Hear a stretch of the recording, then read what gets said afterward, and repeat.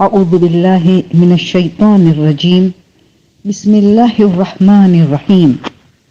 الحمد لله وسلام على عباده الذين اصطفى وسلام على من اتبع الهدى. حاضرین محفل، السلام علیکم ورحمۃ اللہ وبرکاتہ۔ الحمدللہ پھر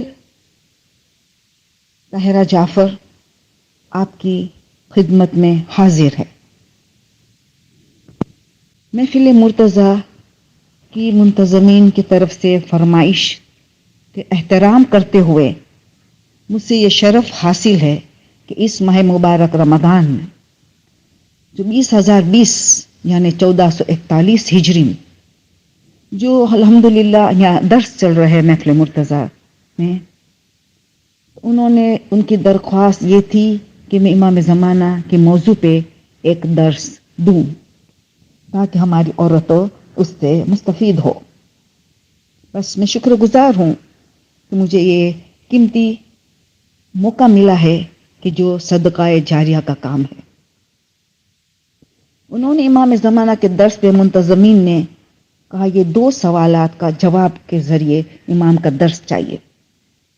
پہلا سوال یہ ہے کہ کیوں ہمارے میں سے اکثریت کو، میجورٹی کو وہ طرف نہیں ہے، وہ طرف جو ہونی چاہیے، وہ تھرس، جو پیاس امام کا پور نور چہرے کی زیارت کرنے کے لیے، امام کا ظہور کے لیے، امام کی ملاقات کے لیے جو ظہور کے بعد جو ملے گا، ان کے لیے وہ تھرس نہیں ہے، وہ پیاس نہیں ہے، وہ طرف نہیں ہے جو ہونی چاہیے۔ قلیل لوگوں کی گروپ کی بات نہیں ہو رہی، اکثریت کی بات ہو رہی ہے، کیوں نہیں ہے۔ اور دوسرا ان کا سوال یہ ہے کہ تو پھر اس کا علاج کیا ہے؟ اس طرف کو پیدا کرنے کے لیے، اس تھرس کو، اس پیاس کو پیدا کرنے کے لیے کا علاج کیا ہے، کیا ذمہ داری ہے؟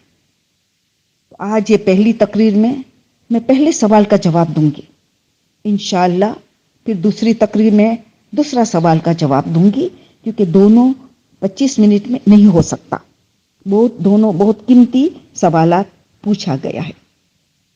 اب ہم یہ دیکھیں کہ سب سے پہلے کیا ہمیں امام کے فضیلت سے نہیں پہچانتے؟ فضیلت کو بھی جانتے، کتنا بڑا مقام ہے امام کا، اور امام کے احسانات کو بھی جانتے ہم۔ چلو ایک ہی حدیث بیان کرو، آپ کو فضیلت یاد دلاؤ۔ ایک ہی مشکل ہے کہ امام کی فضیلت میں تقاریروں پہ تقریر کیا جائے، حق ادا نہیں ہو سکتا۔ اور ایک حدیث یاد دلاؤ جو خود امام ظہور ہونے کے بعد جو خطبہ دینے والے، ظہور کے بعد جو خطبہ دینے والے ہیں، تو اپنی معرفت کیسے کروائیں گے؟ ایک ہی حدیث، اب خود 12ویں امام کی حدیث، اگر کوئی آدم اور شیش کو دیکھنے کا خواہش مند ہے تو دیکھ لے میں ہی آدم اور شیش ہوں۔ جو نو اور سام کو دیکھنے کا خواہش مند ہے تو دیکھ لے میں ہی نو اور سام ہوں۔ اگر جو ابراہیم اور اسماعیل کو دیکھنے کا خواہش مند ہے تو دیکھ لے میں ہی ابراہیم اور اسماعیل ہوں۔ جو حضرت موسیٰ اور یوشع کو دیکھنے کا خواہش مند ہے تو دیکھ لے میں ہی موسیٰ اور یوشع ہوں۔ اور اللہ اکبر، یہ جملہ سنو، اگر جو محمد مصطفیٰ صلی اللہ علیہ وآلہ وسلم اور علی مرتضیٰ علیہ السلام کو دیکھنا چاہے تو دیکھ لے میں ہی محمد مصطفیٰ صلی اللہ علیہ وسلم اور علی مرتضیٰ ہوں۔ جو حسن اور حسین کو دیکھنا چاہیے اور ان کے اولاد حسین میں ائمہ علیہ السلام کو دیکھنے کا خواہش مند ہے تو دیکھ لے یہ میں ہی اس نسل پاک معصومین علیہ السلام کا خلاصہ ہوں۔ یعنی ساری صفتیں، کیونکہ امام خاتم الائمہ ہے، جس طرح رسول خاتم الانبیاء ہے، ہماری امام خاتم ائمہ ہے۔ خاتم کا ایک دوسرا میننگ بھی ہے، آخری صرف نہیں ہے کہ جس میں ساری خوبیاں جمع ہو، جس طرح رسول کی ساری خوبیاں جمع، اس طرح امام زمانہ میں ساری خوبیاں، سیرت و صورت اور سب رسول کے مشابہ، نام کنیت سب رسول کی، رفتار گفتار سب رسول کی، آپ سوچے ابھی، اسی لیے بس میں ایک ہی منٹ سوچا حدیث بتاؤں، اور احسانات میں ہم غور کریں تو امام کا احسان پہلا ہمارا یہ وجود امام کی وجود کے وجہ سے ہے، ہماری یہ سانس جو چل رہا ہے امام کی وجود کی وجہ سے ہے، جو ہم رزق مال نعمت تو پاتے ہیں امام کے وجود کی وجہ سے پاتے ہیں۔ امام کے بغیر دنیا نہیں چل سکتی، اگر آج امام نہ ہوتا تو دنیا نیست و نابود ختم ہو جاتی۔ ان کی وجہ سے ہمیں ساری کئی مشکلات حل ہو رہی ہے۔ دشمنوں کی جو سازش ہے ہمیں تو بہت زیادہ مشکل آنی چاہیے، مگر یہ امام کا احسان ہے، ہمیں کتنا یاد رکھا ہے امام نے، تو فضیلت اتنی، احسانات بھی اتنا۔ امام کی 80 توقیات ہے، یہ توقیات جو ہے 80 ہے، اس میں سے صرف ایک کا میں آپ کے سامنے پیش کروں گی تو ہمیں پتہ چل امام کا کتنا احسان ہے ہمارے گردن پہ۔ مطلب امام کا، مفہوم امام کا، الفاظ میرا اور علماء کا، ساری باتیں تو علماء ہی تو ہمیں بتاتے، ان میں سے ہم آگے بڑھاتے ہیں، ہم تو ایک ذاکرہ ہے۔ تو اس میں امام کیا فرماتے، اے ہمارے ماننے والوں، کبھی یہ خیال نہ کرنا، کبھی یہ گمان نہ کرنا کہ تمہاری حالت سے ہم بے خبر ہے، ہم تو تمہاری ہر حال میں فکر میں رہتے ہیں، ہمیں تمہاری پل پل کی خبر ہے، ہر لمحے کی تمہاری خبر رکھتے ہیں، تم کس مراحل سے گزر رہے ہو، تمہاری کیا ضرورت ہے، ہم تمہاری یاد کو بھولنے والے نہیں ہیں۔ امام فرماتے ہیں کہ جس طرح ہم اللہ کو فراموش نہیں کر سکتے، قرآن کو، رسول کو فراموش نہیں کر سکتے، جس طرح ہم دین کو فراموش نہیں کر سکتے، اسی طرح بالکل ہمارے شیعہ کو فراموش نہیں کر سکتے۔ سوچی تو صحیح، امام کس کے ساتھ ہمیں ملا رہے، ہم نہیں فراموش کر سکتے۔ تمہاری یاد سے کبھی بھی ہم غافل نہیں ہے، ہر لمحہ تمہاری یاد رکھتے ہیں، تو یہ بھی ہمیں یاد رہے، ہم سلام کرتے زیارت علی یاسی میں، السلام علیکہ فی اللیل اذا یغشی، رات کے اندھیرے میں ہم سلام کرتے، کیوں؟ اگر امام سوتے بھی ہے تو امام کی آنکھ سوتی ہے مگر دل بیدار ہے، تو 24 گھنٹہ امام ہماری یاد میں رہتے ہیں، تو ہم اتنے احسان فراموش، تو امام ہم سے اتنا محبت کرے اور ہم میں وہ طرف نہیں ہے، ہاں محبت کرتے ہیں مگر وہ طرف نہیں ہے، سوال یہ ہے کہ وہ طرف کیوں نہیں ہے۔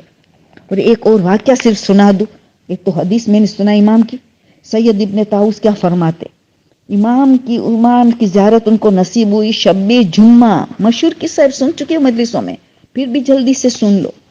شب جمعہ حرم امام حسین میں، حرم دیکھو، دین دیکھو، سب ایسے میں جب بعد میں امام کو انہوں نے دیکھا وہاں عبادت کر رہے تھے، نورانی شکل ہوا، سفید لباس میں وغیرہ، تو میں پورا سٹوری تو نہیں کرتا، آپ کی سنی ہوئی ہے، ٹائم نہیں ہے مجھے، 25 منٹ دیا جاتا ہے، نہیں ہو سکتا۔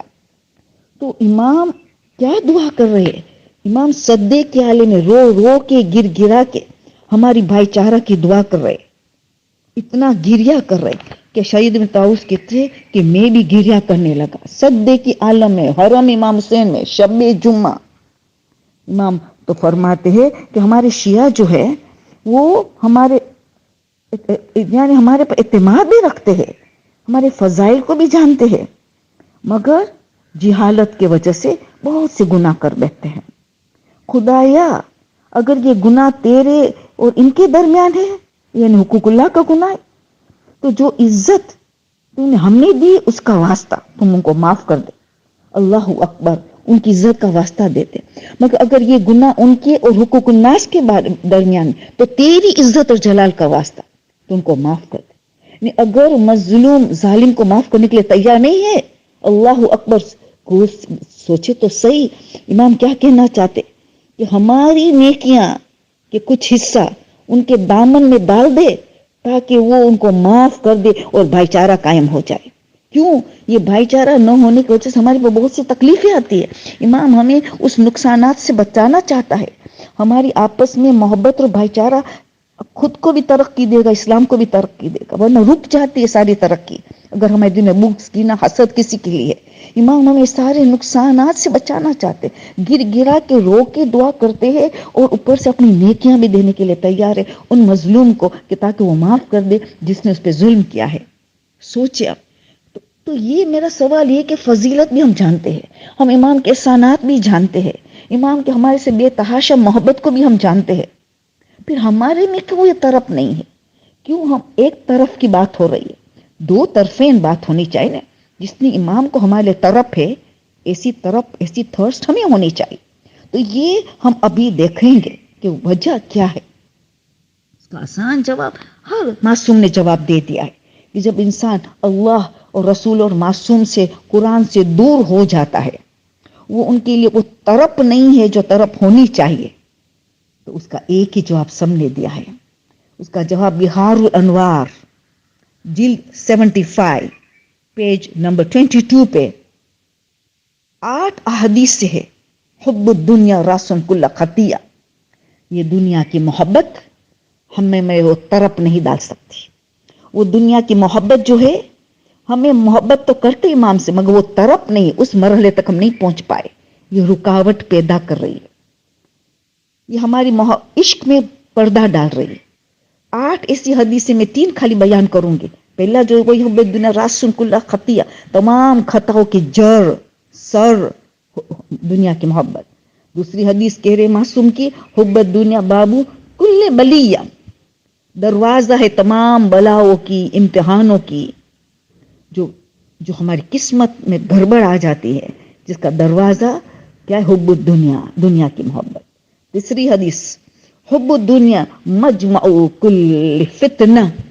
جتنا فساد دنیا میں ہو رہا ہے، یہ جھگڑا، یہ گھروں میں بے چینی، یہ ساس و بہو کے درمیان جھگڑا، جو میاں بیوی کے درمیان جھگڑا، یہ دوست وغیرہ کے درمیان جھگڑے، یہ فساد، یہ کیوں ہو رہا ہے؟ یہ دنیا کی محبت. یہ میں لڑوا رہا ہے. میں کیوں آتا ہے؟ دنیا کی محبت. یہ ساری 8 حدیثیں بس آپ کو میں نے 3 وقت مد نظر رکھتے ہوئے. جبھی تو چوتھے امام نے فرمایا، ہمارے مظلوم امام، کہ دنیا میں افضل ترین نیکی کیا ہے؟ پوچھا گیا ان کو. کہاں؟ اللہ اور رسول کی معرفت کے بعد بغض سے دنیا. بغض سے دنیا کا مطلب نہیں کہ ہم اس کی نعمتوں کا فائدہ نہ اٹھائے، اس کی نعمتوں میں غلامی میں نہ آ جائے. بغض رکھے. سوچئے، یہ بغض رکھیں گے تب ہمیں پتا چلے گا کہ امام کی محبت میں کتنی طرف ہے. یہ جو دوسری تقریر میں بات کروں گی کہ یہ حب دنیا کا خاتمہ کس طرح ہم کریں، آغاز کہاں سے کریں، یہ نمبر 2 کی تقریر میں بات آئے گی. تو بس تو پتہ یہ چلا، یہ حب دنیا سے ہمیں بچنا ہوگا، ورنہ ہمیں بہت سے نقصانات اٹھانا پڑے گا. اور یہ خود امام زمانہ نے یہی وجہ بتایا ہے. علی بن محضائر کوفی کا واقعہ کتنی مرتبہ مجلس میں سن چکے ہیں. 20 مرتبہ حج کی، صرف اس لیے کہ کہیں امام کی ملاقات ہو جائے، کیونکہ امام ہر سال حج کرتے ہیں. اور 20ویں حج میں جب ملاقات ہوئی تو امام نے ان کو 3 وجوہات بتائے. وہ تو آپ سنتے چکے ہیں، بس وقت کی کمی. پہلی وجہ بتائی، مال کی محبت. تمہارے دل میں میری محبت سے زیادہ ہے، یعنی ہم محبت کرتے امام سے، مگر مال کی، دنیا کی محبت حاوی ہے امام کی محبت پہ، زیادہ اس سے کرتے. خود امام نے کمپلین کیا ہے. اس کا علاج سب سے پہلے ہمیں کرنا ہوگا. تو ہمیں یہ دیکھا. اور توفۃ العقول زبردست کتاب ہے، حدیث معصومین کی جمع کی ہوئی علماء نے جمع کیا ہے، جس میں سے ایک حدیث بیان صرف کروں گی. 6 امام کے مفضل ابن عمر بیان کرتے ہیں کہ امام 6 امام فرماتے ہماری غیبت میں ہمارے سے نسبت رکھنے والے لوگ 3 قسم کے ہوں گے، 3 گروہ ہوں گے. پہلا گروپ یہ ہوگا کہ ہمارے سے بہت محبت کرتے ہیں، ہمارے فضائل بھی جانتے ہو، پڑھتے بھی ہے، اس کا ذکر بھی کرتے ہیں، اور ہماری صفتوں کا گن بھی گاتے ہیں، مگر ہماری اطاعت کی بات آئی تو ہمارے ساتھ چھوڑ دیتے ہیں. اس میں اکثریت کی گروپ ہوگی، جس کو میجورٹی کی بات ہوگی. اطاعت کی بات آئی تو امام کو ہم نے خدا حافظ کر دیا. یہ تو ظہور کے بعد بھی ہونے والا ہے کہ 2/3 امام کے ماننے والے امام کے مخالفت میں اترنے والے ہیں. اللہ اکبر. یہ 1/3 میں ہم آنے کے لیے اتنی محنت جد و جہاد کر رہے ہیں کہ ہم 1/3 میں آ جائے، 2/3 میں نہ ہو. یہ ساری بات ہمیں آئندہ تقریر میں کریں گے. سیکنڈ گروہ، یہ پہلی ساری صفت ہے، ریپیٹ نہیں کروں گی جو پہلے گروہ میں ہے، مگر ان میں اطاعت بھی ہے. سیکنڈ گروپ میں ہماری اطاعت بھی کرتے، اطاعت پہ کمی بھی نہیں کرتے ہیں، مگر نیت میں فتور ہے، نیت میں گڑبڑ ہے، نیت دنیا ہے. بس یہ امام کو کمپلین ہے. نیت میں دنیا ہے. اگر میں مجلس کر رہی ہوں میرے گھر پہ، میں مثال ابھی میں دے رہی ہوں، الفاظ تو میرا ہے، مفہوم امام کا ہے کہ میں اس لیے کہ میرے کاروبار میں برکت ہو جائے، میرے گھر میں پنجتن کے قدم آئیں گے تو میری حاجتیں پوری ہو جائیں گی، میرے بچے پہلے نمبر میں آ جائیں گے، میرے امتحان میں وغیرہ وغیرہ. یعنی دنیا ہی دنیا ہے نیت میں. دیکھا نا؟ تو یہ میں ہر کوئی کام کرتی ہوں نیت میں دنیا ہے. تو سب کچھ امام کرے، ہم امام کے لیے کیا کرے؟ بس اس لیے ہم سب عمل کرے کہ امام ہماری حاجتیں پوری کرے، ہمیں مشکل سے آزاد کرے. وہ تو امام کریں گے، مگر نیت کو تو بلند ہو کہ امام کی خوشنودی حاصل کرنے کے لیے ہم کر رہے ہیں، امام سے قریب ہونے کے لیے ہم کر رہے ہیں، امام کی رضا حاصل کرنے کے لیے. اس کے ساتھ ساتھ اللہ کی رضا، امام کی رضا مل گئی تو اللہ کی رضا ملی، اللہ کی رضا مل گئی تو امام کی رضا ملی. ایک ہی بات ہے. پھر کا تیسرا گروہ وہ بہت مختصر کا گروہ ہوگا، انہم منی ونحن منہم. وہ لوگ ہمارے سے، انہم منی ہم سے ہے، اور نحن من ہم ان سے. یا اللہ کتنی بڑی بات کہ ہم ان سے ہے. ان کی کوئی غرض نہیں ہے، ان کو کچھ دنیا نہیں چاہے، بس ان کا ایک ہی ہے کہ ان کو ہمیں ان کی خوشنودی چاہیے، اللہ کے اور امام کی، رسول اہل بیت کی خوشنودی چاہیے، ان کی قربت چاہیے. بس یہی سب سے بڑی چیز ہے. تو یہ کب حاصل ہوتی ہے؟ تو انسان جو حب دنیا کا خاتمہ کرے، ان کی دل میں. اللہ نے تو کہہ دیا قلب مومن حرم اللہ، اللہ کا حرم ہے مومن کا قلب، اللہ وہاں رہتا ہے. اور ہمیں دنیا کی محبت ڈال دی ہے.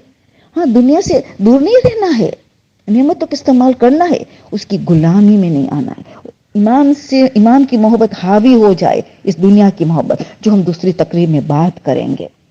تو اب ہم نے یہ دیکھا. تو اب بس میں آپ کو دو ایسے قصے سنا کے اب میں تقریر کا اختتام کروں گی. یہ آپ کو صرف سمجھ میں آئے کہ کیسے دنیا کی محبت کیسے وقت میں انسان کو تنگ کرتی، جو اپنے مجلسوں میں سن چکے ہیں.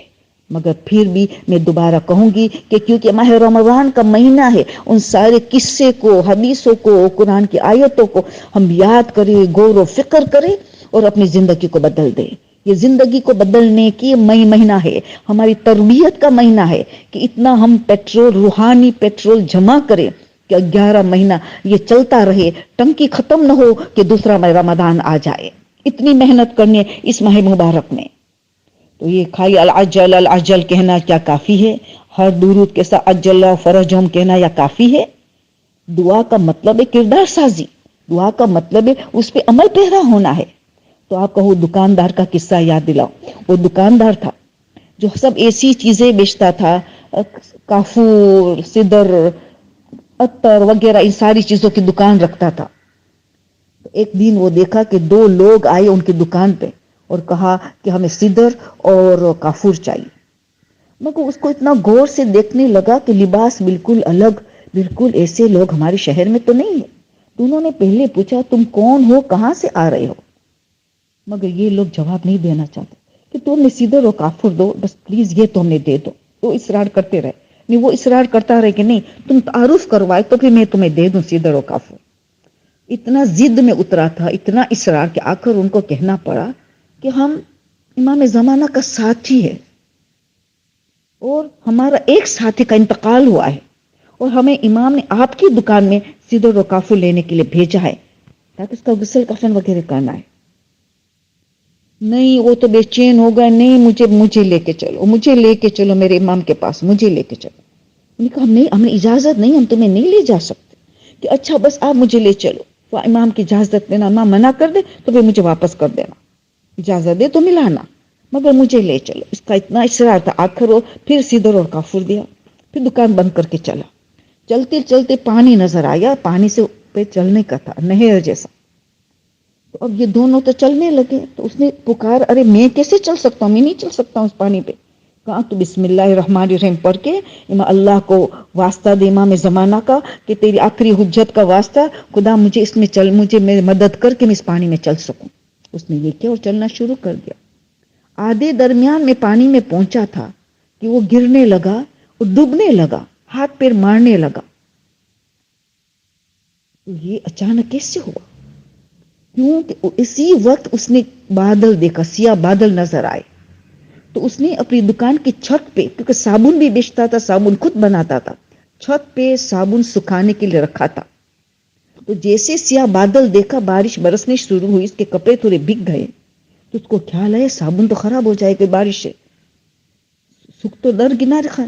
بس یہ خیال آیا، وہ پانی میں ڈوبنے لگا، ہاتھ پیر مارنے لگا. ان لوگ کہا تو وہ لوگ واپس پلٹے، کہ تو کیا خیال کر رہا تھا، تجھے پتا ہے تو کہاں جا رہے ہو؟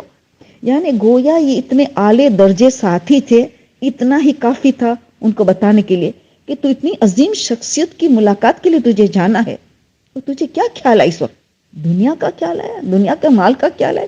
یعنی ان لوگوں کی کہا نہیں، مگر یہ کہا تو بجائے تو کہاں جا رہے ہو، کیا خیال کرے، بس اتنا کہا کہ اب میں کیا کروں، دوبارہ پوری بسم اللہ پڑھو، یہی واسطہ دے اللہ کو آخری حجت کا. اس نے کیا پھر چلنے لگا، چلتے چلتے پھر کنارہ نظر آ گیا، کنارے پہ لوگ اتر آئے، اترے تو خیمہ نظر آیا جہاں سے سب قسم کا نور نکل رہا تھا، اور سمجھ گئے اس میں امام ہے، سمجھ گیا. اس کو باہر ٹھہرایا گیا، دونوں اندر گئے، مگر مجھے آواز سنائی میں سن رہا تھا. یہ مومن بہت اصرار کیا، تو ہم اس کو لے کے وہ امام کو کہہ رہے، بہت اصرار کیا، تو کہا آپ اس کی ملاقات کر سکتے، باہر ٹھہرا ہے. امام نے کیا ہوا، رجل صابونی، یہ تو صابن کا رجل ہے، وہ میرے سے کیسے ملاقات کر سکتا ہے؟ یہ دنیاوی کی چیزوں میں جو اس کا ملوث ہو، وہ امام کہتے میرے لیے کوئی کسی کام کا نہیں ہوگا، یہ اس کو زیارت نہیں کروائے، اس کو واپس پلٹا دیا. دیکھا ہماری زندگی گزرتی جا رہی ہے، وہ اتنا تیز رفتار سے گزرتی جا رہی، مگر دنیا ہمارے ہاتھ سے نہیں چھوٹتی. یہ کھانا پینا کی محبت، نمازوں میں بھی کھانے پینا کا یاد آتا ہے کہ آج افطاری میں کیا کھانے والے ہیں، کیا پکائیں گے، کیا لباس پہنیں گے، کل ولادت ہے کیا، اس میں بھی دنیا، نماز کے اندر بھی دنیا نہیں چھوٹتی، تو عمل میں کیسے چھوٹنے والی ہے؟ تو ہمیں بیدار رہنا ہے. اور دوسرا واقعہ پیش کر کے میری تقریر کا اختتام کروں گی. میں شہید دستگیر شیرازی، اتنا عظیم مرجع، یہ قصہ سنا رہے. وہ کہتے ایک زمانہ میں سوال کیا گیا، یہ سب طالب علم کا زمانہ تھا، ایت اللہ خوئی کا بھی طالب علم کا زمانہ تھا، بار بار ایک ہی سوال آتا تھا، لوگوں سوال پوچھتے تھے کہ نجف یا قوم یا مشہد و کربلا وغیرہ اتنے بڑے بڑے آیت اللہ ہے، کیا 313 نہیں جمع ہو سکتے اتنے میں؟ امام کو تو صرف 313 چاہے. تو یہ سب کا ایک ہی سوال تھا، تو یہ اجتماعی سوال تھا، یہ اجتماعی پریشانی تھی. تو اجتماعی پریشانی کے لیے ایک عمل کیا جاتا ہے. عمل کیا ہے؟ 3 دن مسلسل روزہ رکھنا ہے، اور روزہ بھی افطاری اور سحری کیسی؟ فاقے جیسی، کھجور اور پانی، بس گرم پانی اور کھجور کے ساتھ، بس افطاری بھی سحری بھی. اور 3 دن روزے کا ایسا گزر جائے تو چوتھے دن پوری رات شب داری کرنا ہے، استغاثہ کرنا ہے، اس کے کچھ اعمال بتایا گیا، ایک لمحے کے لیے بھی جھوکا تک بھی نہ آنا چاہیے. تو پورے نجف میں تلاش کیا کون ایسا ہے. ایک آدمی مشہور تھا، ہر رات شب داری کرنے والا، متقی پرہیزگار تھا، مشہور تھا، عالم میں سے نہیں تھا، یعنی آیت اللہ میں سے نہیں تھا علم کے حساب سے، مگر تقویٰ کی بلند ترین منزل پہ تھا. یہ سب کی متفق گواہی تھی. ان کو چنا گیا. وہ خود تو منع کیا کہ آپ جو سمجھتے میں نہیں ہوں، کوئی ایسا قبول نہیں کر سکتا، یہ آپ کا نظریہ جو ہے، مگر میں اپنی ذات کو جانتا ہوں، بالکل میں نہیں ہوں جو آپ نے مجھے سمجھ، نہیں میں نہیں کر سکتا ہوں، یہ عمل تو کر سکتا ہوں، مگر آپ مجھے جو سمجھ رہے وہ میں نہیں ہوں. بہت صاف ستھرا انکار کیا، مگر اس پہ اصرار اتنی بڑھ گئی. آپ کو تو نہیں سمجھتا، مگر ہم سمجھتے ہیں نا، تم یہ کام کر دو. بس اس نے قبول کیا، 3 روزہ رکھا، وہی فقر و فاقہ والی افطاری سحری کی. چوتھے دن پوری رات جاگنے کا وقت آیا تو بار بار اپنے کو چوکنا کرتا تھا، تو آدمی ہو خبردار، ایک لمحے کے لیے بھی نیند نہیں آنی چاہیے، جھوکا نہیں آنا چاہیے، آج تو جواب آئے گا امام کی طرف سے، آج امام کی ملاقات نصیب ہوگی. اس کے باوجود نیند نے گھلبا لیا. دیکھو نیند نے گھلبا لیا. اب خواب دیا، اور خواب کے ذریعے جواب ملا. امام نے جواب دیا 313 کے بارے میں، مگر ڈائریکٹ نہیں آئے، خواب کے ذریعے جو آپ مجلس میں سن چکے ہوں، مگر اب یاد دلانا کے لیے. تو اب اس نے کیا دیکھا خواب میں؟ وہ ایک کشتی پہ سوار ہے، سمندر کو پار کر رہا ہے. جب پار کر کے جزیرہ نظر آیا، جزیرہ پہ اترا تو عجیب حالت، لوگ جمع ہو گئے تھے، ان کو گلے لگایا، ان کو پھولوں کو ہار پہنایا، مبارکباد دے رہے تھے. یہ خواب میں دیکھ رہا ہے.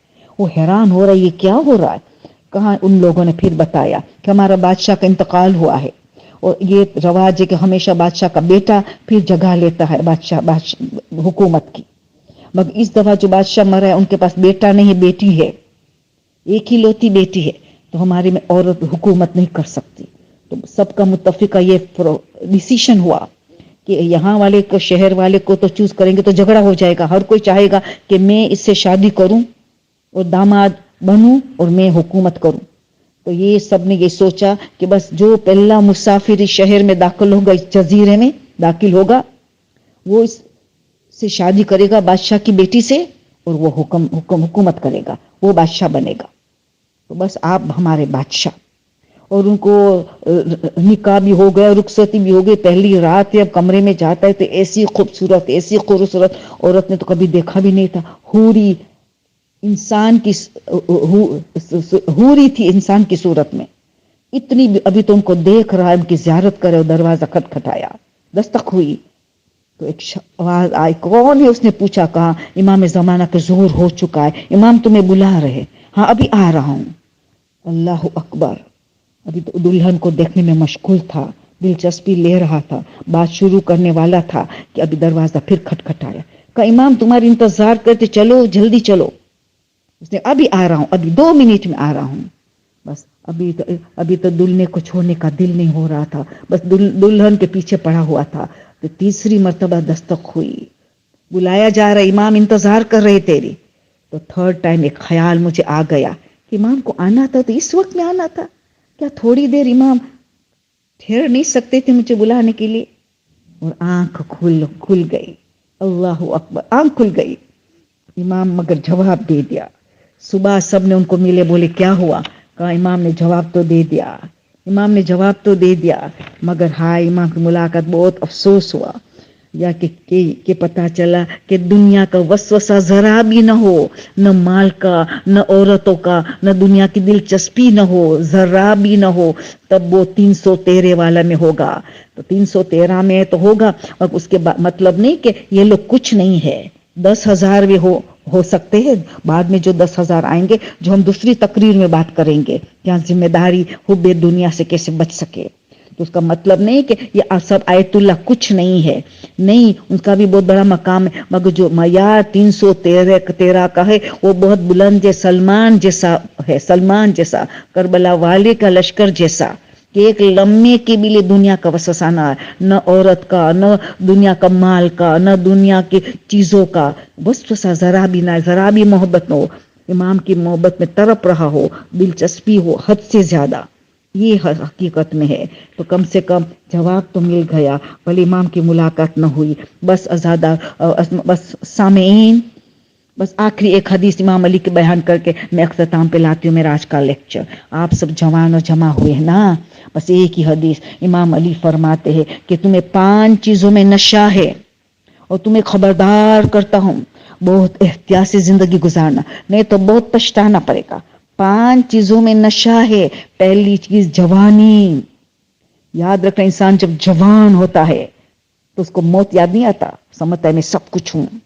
دوسری چیز مال و دولت.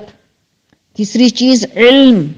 اب جوان کے پاس علم بھی آ جائے، جوانی بھی ہو، مال بھی آ جائے. چوتھی چیز شہرت اور تعریف، یہ بھی آ جائے تو پھر طاقت، قدرت، وائٹیلٹی، اسٹرینگتھ، تندرستی، یہ بھی آ جائے.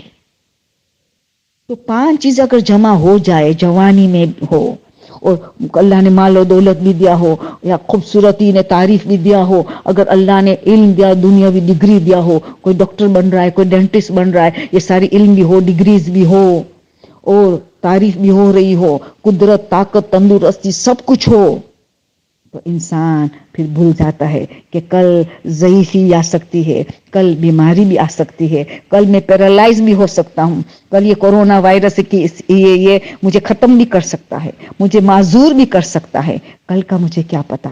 تو اس کو یاد رکھنا چاہیے، اس نشے میں نہ ڈوبے، جوانی کو غنیمت سمجھے، اپنی اللہ کی دی ہوئی صلاحیتیں، یہ نعمت ہے سب، یہ جوانی، یہ مال و دولت، یہ علم، یہ شہرت، یہ تعریف، یہ قدرت، یہ طاقت، یہ سب بہترین نعمتیں ہیں، ان کو اللہ کے راہ میں صرف کرنا چاہے، اس میں ڈوب نہ جانا چاہے، اس میں نشہ نہیں آنا چاہیے، بیدار رہنا چاہیے۔ بس تو یاد رکھنا، یہ ہم مل کے دعا کرتے، خدایا ہمیں ان نعمتوں کا صحیح فائدہ اٹھانے کے لیے توفیق عطا کر۔ یہ ماہ مبارک رمضان کا مہینہ، یہ امام زمانہ کی آمد کی تیاری کا مہینہ ہے، یہ موت کی تیاری کا مہینہ ہے، یہ آخرت کی تیاری کا مہینہ ہے، یہ تربیت کا مہینہ ہے، یہ کچھ بننے کا مہینہ ہے۔ اور آج تو یہ کورونا وائرس جو ہے وہ ہمیں تو ایک وارننگ دے رہا ہے، وہ ویکنگ کال ہے، اٹھا رہے غفلت کی نیند سے، وہ ویکنگ کال ہے، اٹھو، اپنے کو کچھ بناؤ، کچھ بننا ہے۔ یہ اور ہمیں اور ہدایت مل رہی ہے، ہم ہر گھر امام بارگاہ بن گیا ہے، ہر گھر مسجد بن چکی ہے، تاکہ تم اس دفعہ زیادہ سے زیادہ اپنے میں تبدیلی لاؤ۔ یہ آخری رمضان اپنے کو سمجھ کے، جتنے ماہ رمضان میں ہمیں گڑبڑ کی ہے، اس رمضان میں ہم ازالہ کر کے ایک نیا انسان، ایک بہترین انسان بن کے امام زمانہ کے لبیک یا مہدی، لبیک یا مہدی، لبیک یا مہدی دل سے کہنے کے لیے تیار ہو جائے۔ بس ہم مل کے دعا کرتے، خدایا بس ہمیں یہ توفیق عنایت کر، ہمیں تیری مدد کر، تجھے واسطہ دیتے امام زمانہ کا، تجھے واسطہ دے دیتے تیری کنیز خاص شہزادی فاطمہ زہرا علیہ السلام کا۔